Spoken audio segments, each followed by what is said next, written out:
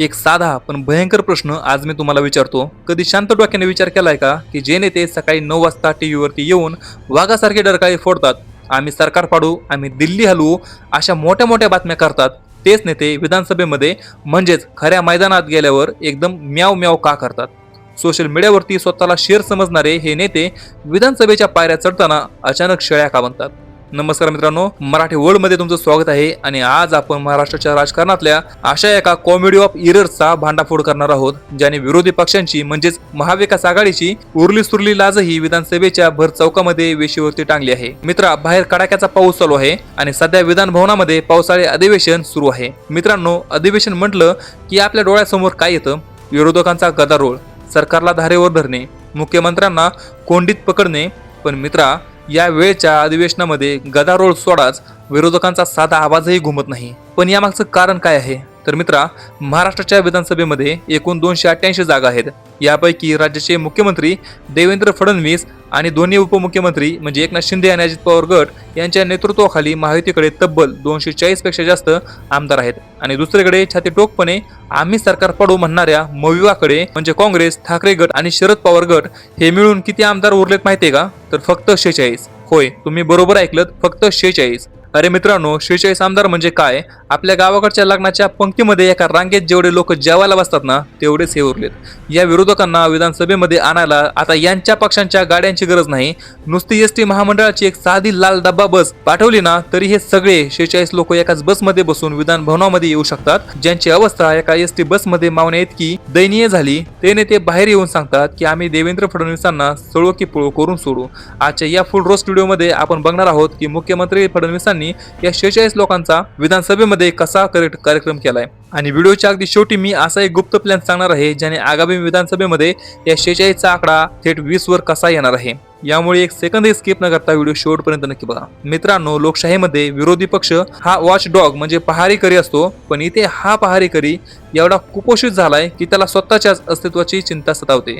जेव्हा विधानसभेचे कामकाज सुरू होते तेव्हाची परिस्थिती इमॅजिन करा. सत्ताधारी बाकांवर 240 आमदार एकदम खचाखच भरलेले असतात. मुख्यमंत्री देवेंद्र फडणवीस जेव्हा बोलायला उभे राहतात तेव्हा त्यांच्या पाठीशी एवढं भक्कम पाठबळ असतं की त्यांच्या एका शब्दांवरती अख्खं सभागृह दणानून उठतं. आणि तिकडे समोर विरोधी बाकांवरती एवढी रिकामी जागा असते की तिथे आमदार चक्क क्रिकेट खेळू शकतात.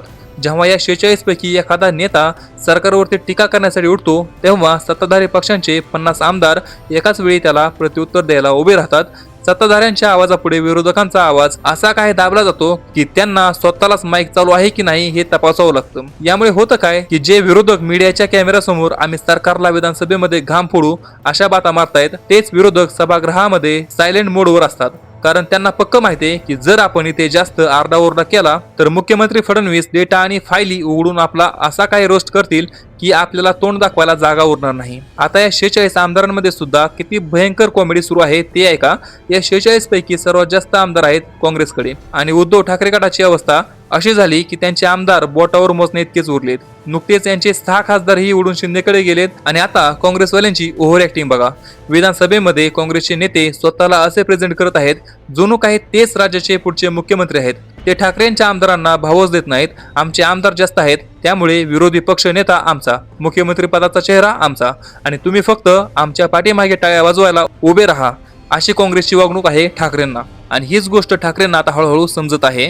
म्हणजे विचार करा मित्रांनो, घराला आग लागली, छप्पर कोसळायला आलंय आणि हे आतमध्ये बसून भांडतायत की तुटलेल्या खुर्चीवर मीच बसणार. आणि दुसरीकडे मुख्यमंत्री देवेंद्र फडणवीस आणि दोन्ही उपमुख्यमंत्री अत्यंत शांतपणे यांचा हा तमाशा पाहत आहेत. महायुतीचं सरकार दररोज नवीन हजारो कोटींच्या योजना जसे की लाडकी बहीण योजना, शेतकरी योजना विधानसभेमध्ये 5-5 मिनिटात मंजूर करून घेत आहेत. कारण विरोधकांमध्ये एवढी ताकदच उरली नाही की ते एखाद्या बिलावर मतदान मागू शकतील. जेव्हा मीटिंगची वेळ येते तेव्हा 240 हात वर असतात आणि समोरून फक्त 46. याला म्हणतात लोकशाहीच्या मार्गाने विरोधकांचा सर्वात मोठा पॉलिटिकल मर्डर. पण मित्रा, तुम्हाला प्रश्न पडेल की हे विरोधक मग बाहेर एवढ्या जोरात का बोलतात? कारण मित्रा, त्यांची सहानुभूतीची जी टॅबलेट होती ना, तिची एक्सपायरी डेट आता संपली आहे. मवियाचे नेते रोज उठून तोच कॅसेट वाजवतात, आमचा पक्ष फोडला, आमच्या सोबत गद्दारी केली. पण सामान्य जनतेला आता या रडगाण्यांचा कंटाळा आलाय. सामान्य माणसाला काय पाहिजे असतं? रस्ते, रस्ते पाहिजेत, पाणी पाहिजे, बँक खात्यामध्ये पैसे पाहिजेत आणि रोजगार पाहिजे. आणि बरोबर याच मुद्द्यांवरती मुख्यमंत्री देवेंद्र फडणवीस यांनी गेम फिरवलाय. जेव्हा हे 46 आमदार विधानसभेच्या बाहेर कॅमेऱ्यासमोर रडत असतात, तेव्हा आतमध्ये फडणवीस सरकार लाडक्या बहिणींच्या खात्यामध्ये पैसे पाठवण्याच्या फायलींवरती सह्या करत असतात. जेव्हा विरोधक गद्दार गद्दार म्हणून ओरडत असतात, तेव्हा फडणवीस आणि शिंदे मिसिंग लिंक सारखे वर्ल्ड रेकॉर्ड, बोगदे आणि अटल सेतूंचे उद्घाटन करत असतात. म्हणजेच मविवा फक्त लोकांच्या भावनांशी खेळण्याचा प्रयत्न करत आहे, पण महायुती थेट लोकांच्या खिशाला आणि भविष्याला हात घालत आहे. आणि राजकारणाचा इतिहास सांगतो, जो नेता लोकांच्या खिशामध्ये 2 रुपये टाकतो, जनता मतदान यंत्रांवर त्याच्याच नावासमोरचं बटन दाबते. आणि याचा अर्थ असा नाही की सत्तेमध्ये नंतर कधी काँग्रेस येणार नाही किंवा येऊ शकत नाही किंवा उद्धव ठाकरे परत मुख्यमंत्री होऊ शकत नाहीत. निश्चित होऊ शकतात, परंतु त्यांना त्यांची रणनीती बदलणं अत्यंत काळाची गरज आहे. मित्र, आता तो सर्वात मोठा क्लायमॅक्स जो मी तुला सांगणार होतो तो असा आहे की या पावसाळी अधिवेशनातली ही 46 आमदारांची दयनीय अवस्था हा आगामी विधानसभा निवडणुकीचा सर्वात मोठा ट्रेलर आहे. मुख्यमंत्री देवेंद्र फडणवीस यांची खरी स्ट्रॅटेजी काय आहे माहितीये? विरोधकांना कधी शहीद बनवू द्यायचं नाही, त्यांना फक्त लाचार सिद्ध करायचं. आणि या पावसाळी अधिवेशनामध्ये मविवाला पूर्णपणे पॉवरलेस दाखवून फडणवीसांनी संपूर्ण महाराष्ट्रामध्ये एक सायलेंट मेसेज दिलाय. जे लोक स्वतःच्या आमदारांना सांभाळू शकत नाहीत, जे लोक विधानसभेमध्ये एक साधा कायदा अडवू शकत नाहीत, ते तुमच्या हक्कासाठी काय लढणार? मित्रांनो, आगामी निवडणुकीत मविवाकडे ना विकासाचा मुद्दा आहे, ना कोणताही ठोस अजेंडा. ते फक्त जातीय वादावर आणि सहानुभूतीवर निवडणूक लढवण्याचा प्रयत्न करतील. पण महायुतीचे 240 आमदार जेव्हा आपापल्या मतदारसंघामध्ये निवडणुकीला उभे राहतील, तेव्हा ते सोबत सत्तेची ताकद आणि हजारो कोटींचा विकास घेऊन जातील. राजकीय विश्लेषकांच्या मते जर मविवाने आपली ही रडकी आणि टीका करणारी स्ट्रॅटेजी बदलली नाही, तर आज जे 46 आमदार उरलेत ते आगामी 2026च्या निवडणुकीनंतर थेट 20 किंवा 25च्या आकड्यावरती येऊन थांबतील. आणि तो दिवस महाराष्ट्राच्या इतिहासामध्ये मविवाचा कायमचा राजकीय अस्त ठरेल. तर मित्रांनो, ही होती विधानसभेतल्या त्या 46 आमदारांच्या एसटी बसची आणि मविवाच्या सर्वात मोठ्या फजितीची फॅक्च्युअल स्टोरी. आता मला तुमच्याकडून तुमचं रोखठोक, सडेतोड आणि खतरनाक मत पाहिजे. तुम्हाला या सर्व गोष्टीवरती काय वाटतं? जे विरोधक विधानसभेमध्ये सरकारला प्रश्न विचारू शकत नाहीत, फक्त बाहेर टीव्हीवरती मोठ्या बाता मारतात, त्यांना जनता आगामी निवडणुकीमध्ये पुन्हा सत्तेमध्ये बसवेल का? की मुख्यमंत्री देवेंद्र फडणवीस यांच्या विकासाच्या बुलडोजर खाली हे 46 आमदारही भुई सपाट होतील?